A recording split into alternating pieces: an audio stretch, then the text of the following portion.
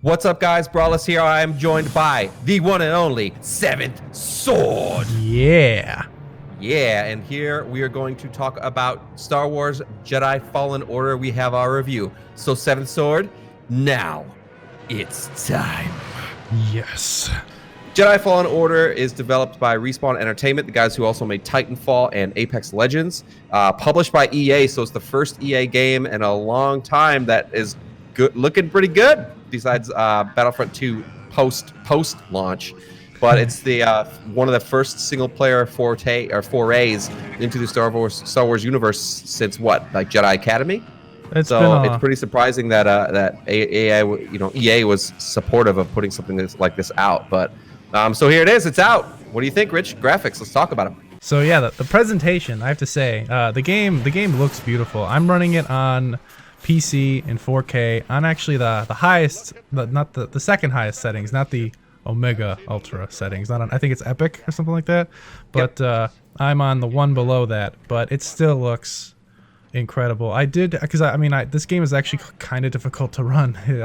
I noticed some frame rate dips in the higher graphic settings, but that's fine. You know, it's a demanding game because it looks really nice. There are some graphical glitches here and there. We're playing it right at launch. Every game has bugs, and I know that, you know, it's just because EA is not that great of a publisher, it doesn't mean that Respawn is a bad developer. And you have to give credit where credit is due, and this is something that's good that has been put out by both EA and Respawn, in my opinion. I agree. I think that there is obviously room for improvement with any game, but I think that this one was actually given enough time to bake in the oven as opposed to a lot of other EA games recently. Yeah, and I think it'll sell extremely well because of the hype and because they gave it time in the oven, like you said, and they put out a good game. So my thoughts on the graphics were it's Unreal Engine, so it looks gorgeous as usual. I believe it's Unreal Engine 4. And I like the vast environments. The environments were pretty impressive when you get to that first world, you know. And what's it called? Bogo something or other. When you get to that world and you land and you see the giant spire. Bogano, yeah. You see the giant spiral, you know, what do you call it? Spire in the map, like in the distance. You're just like, wow. It reminded you of something like Tomb Raider or Uncharted. And it was really cool. And I like the different, like Kashyyyk looked gorgeous. Yeah, you do visit Kashyyyk and a lot of different other planets. I do wish there was Coruscant. I really wish that they had Coruscant in the game, like a big, you know, floating or a big city, you know, environment with flying, hey, you know flying what? cars and stuff. You never know the future. So yep, you never know. The facial animations were insanely good. Right. Well, they're literally coming off of Andromeda for that. So it's like, you see, they went the extra mile here. You know? I think that's partly why I was very impressed, was because the facial animations and the motion capture was on point, and the actors really well acted out. I don't really know if there were any. I don't think there were any negative characters that just held the game back. I thought they all did a pretty good job in their performing roles. But other than that, I mean, the graphics were great. The textures looked crisp. The lightsaber customization itself, the lightsaber hilt looked awesome. That is awesome. I really liked it. I loved, going to that station and then finding different materials and putting together lightsabers and just the different looks and stuff like that. That was really cool. Oh yeah, and the different biomes you explore snowy, you explore forest, you explore desert. You explore like almost post-apocalyptic looking, and it's just really cool. The graphics were awesome. So yeah, and sound design. Wait. Sorry, no microtransactions, right? No microtransactions. Weird. I'm sure they're gonna add them in later though. We'll see. I don't know what they would possibly add, just cosmetic stuff at this point, because there's no multiplayer in the game. Right. But we'll see. Yeah. Who knows? I'm sure they'll figure out a way. But so sound design. Going somewhere. And so it's a Star Wars game, so we got Star Wars sounds. Rich, what'd you think of them? Oh man, every time you turn on and turn off the lightsaber, I could just do that all day. You know, it's so fun. Like I bought one of those lightsabers for a friend of mine, and it's the same exact feeling. You know, like the ones that scroll up. It's so cool just to do that. It's so fun. And then the voice acting is very well done. And then when you're fighting stormtroopers and they shoot you and they hit you and they're like, haha, I hit them, and then it's like, please don't hurt me. You know, they're actually hilarious when you're fighting some of these stormtroopers, and it really adds to the immersion because they're like, you're really good at blocking, aren't you? You know, like all that stuff. They're getting worried while they start to fight you, and that just really helps the sound design overall too. Yeah, I like the chatter, the banter between the the characters like the stormtroopers was really cool. The enemies. What I did like the most was there was some stuff I didn't like about the sound design. I kind of wanted to save. I know I talked about the voice acting a little bit. The characters themselves, like Cal, and the actors did a really good job. But I felt like the story played it a little too safe. You know what I mean? Like it didn't really take any risks in terms of doing anything that's going to blow your mind. There were some surprises along the way, and especially near the end with the story. But we can't talk about that. That are just like whoa, and like it's really cool. I don't want to say anything, but. Yeah, but I felt like the story itself, there wasn't really any. Everyone did a good job, but there wasn't any memorable performances. I guess you could say nobody like had me in stitches laughing, or nobody just like had me. I mean, I guess Cal, for the most part, with the things that happened to him, you feel bad, and he does a very good job capturing that in the character.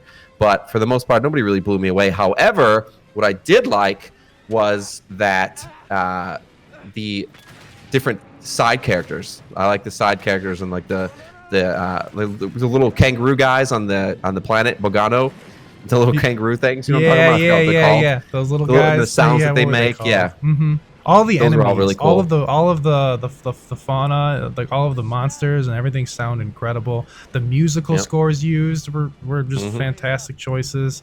So what I like the most, I guess, that in terms of like the sound design as far as like the voice acting and stuff, is that the game was mostly true to Star Wars lore, in that not just like the lore itself and like the legacy, but like in terms of the old movies, it didn't try to be try hard funny like the newer trilogy. Do you know what I mean? Right. It didn't have those cringy dialogue moments that were just forced jokes, and it didn't seem like oh god, shut up, stop trying to be funny. Like it was when it was humorous, it was genuinely humorous. Exactly. And when it was serious, it was really serious. It didn't try to be, it wasn't difficult to laugh. It wasn't cringy. That's what I really liked about it. That was my favorite part. Yeah, this one feels a lot more akin to the original trilogy, and I think that this Star Wars games, this story that's being told in this game, is better than the new movies that have been coming out, in my opinion. No, I agree 100%. No, I really agree. That's why I gave it a thumbs up for the sound design as far as the voice acting part in the story. In terms of overall sound design, I would say you get what you get with Star Wars. You know what you're getting, so it's a good thing. It's not a bad thing. So you're gonna come in, you're gonna get the lightsaber swooshing sounds. You're gonna get the the Wookiees. You're gonna get the different environmental sounds and like the ships and the TIE fighters flying by. So you're gonna get all that. All and good. It's on point. Like all of it. The explosions. Yeah, the TIE fighters, like you're saying. Like the blaster sounds. All of that is so well done. Like when you like fight someone with a lightsaber, just like the clashing of the weapons and everything. So good. Yeah.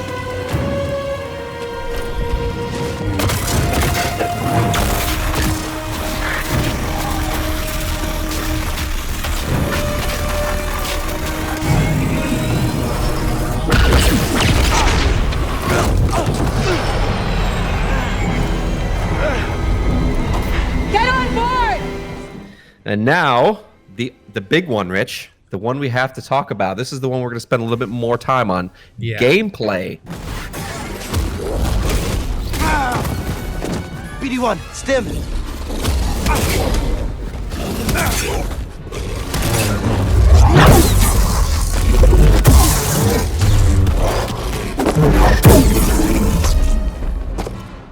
So what did you think about the gameplay? All right, so I'm going to talk about this for a moment here. Just here we go. Let me do my thing here. All right, so this game is actually a mix of several other game styles into one. You've got your Metroidvania, where you get upgrades, you go back to areas previously explored that you couldn't access, and then with these new abilities you can access them. You've got you've got some elements from Dark Souls, mostly I would say, namely not even the combat, mostly the bonfire system from Dark Souls, where you sit at a spot, you level up there, and then when you sit there you recover, but then all of the enemies around you respawn. So they literally pulled that straight out of Dark Souls. And then I would say that this game actually is more akin to the new God of War in terms of the combat style. Yeah, because I agree.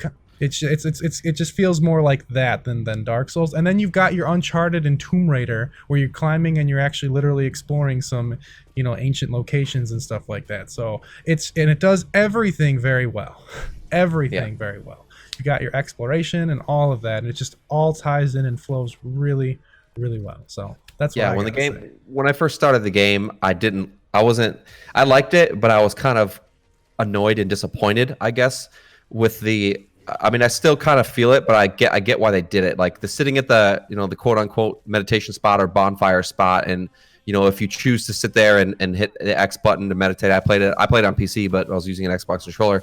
If you hit the square button on PS4, Xbox or the X button on Xbox, he meditates and you get all of your health vials back, your Estus flasks and your health. Yeah, Estus flasks, yeah. You get all that stuff back, and then all the enemies respawn. And I didn't like that because I felt like it ripped away from the immersion. You know what I mean? And like it ripped away. Like I just wiped. There's one point where I wiped out an entire fleet of stormtroopers, and then I meditated. And I came right back out, and they were standing right there again. And I was just like, "What the fuck?" Yeah. No, and I felt like get that took away from the immersion, but I understand why they did it because you have to do so much backtracking, and that was one problem that I had with the game. And like, I don't mind it because I'm a completionist. Like, I went through and I completed, I think, 97.5% of the game. Like, I have almost everything in terms of like your clothing items that you can get and like stuff for your BD unit and your ship, like the skins. I have almost every single one. And the backtracking was like sometimes fucking brutal because if you take a wrong turn, you have to sometimes go all the way around the entire thing again. And there is no fast travel, so it's not like you can just fast travel back to your ship. You got to walk all the way back around. And you do. And brutal. that is Metroid Prime and Super Metroid. That is every Metroid game in the history of Metroid, basically. And I didn't mind it. I love it. I didn't mind it until I actually started going back. Once you start going through the story and you start getting different abilities that help you go back and get into areas you couldn't get into, having to go back to the same world 3 or 4 times and have to retrack all of what you did before is kind of annoying. And then you take that one missed jump or missed turn, and you're like, fuck, and you got to go all the way back around. And sometimes it was brutal, but this is something that normally I get pissed off. Like Tomb Raider, I think Shadow of the Tomb Raider was the newest one. It was rough. I beat it. I completed it. I got most everything. But it was one of those games where I was forcing myself to play it I was miserable. I was not having a good time because of that, that issue. But me being biased about Star Wars, I love Star Wars. I've loved every Star Wars game ever. I was able to do it without complaining as much just because it is Star Wars. So that's my bias right there.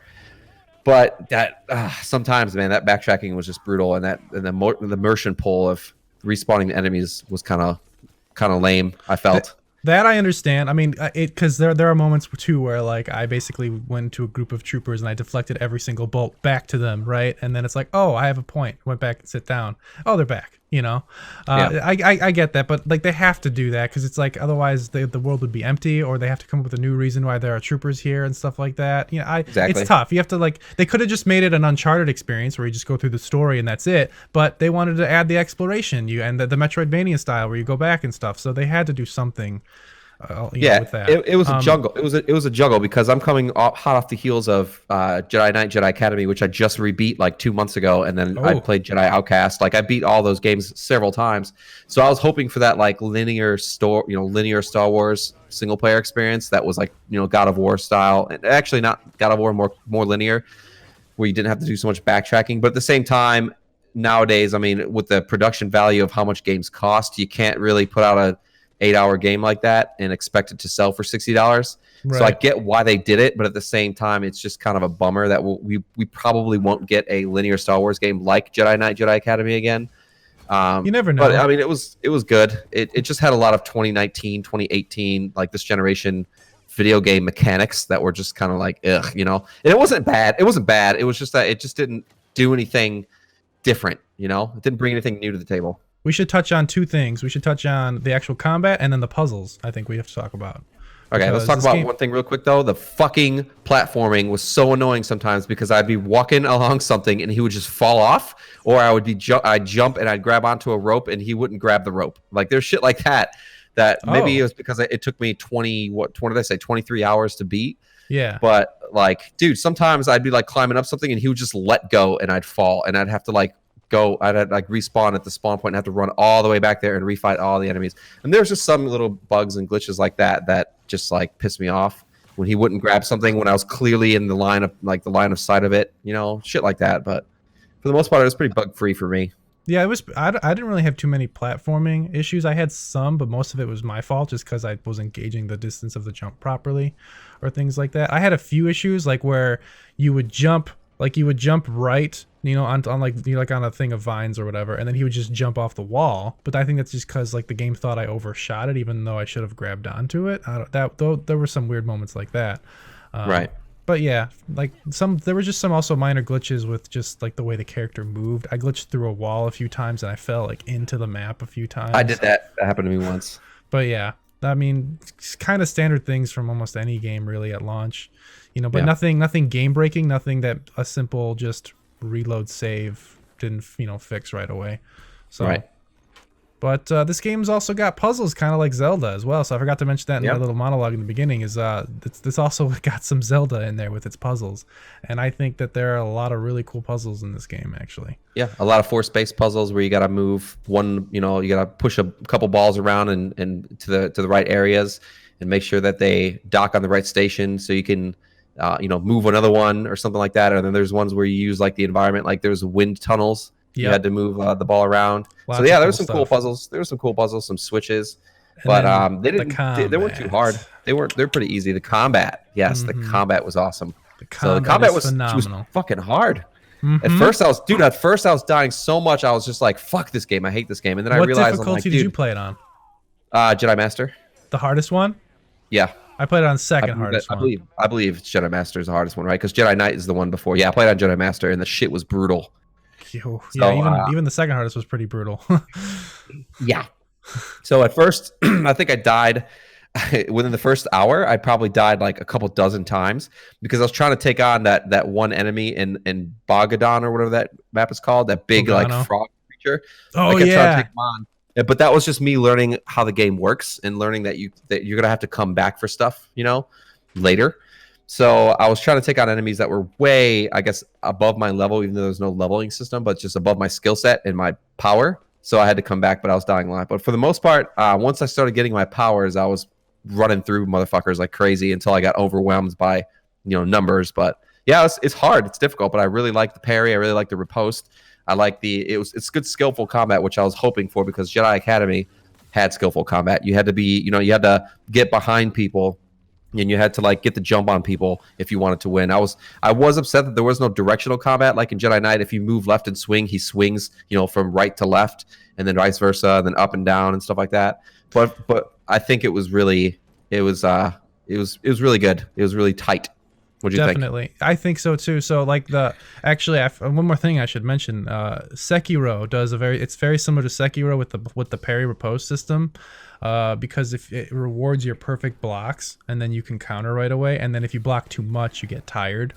So Sekiro is all about that. I mean, Dark Souls has parry and stuff like that too, but Sekiro was definitely more about that.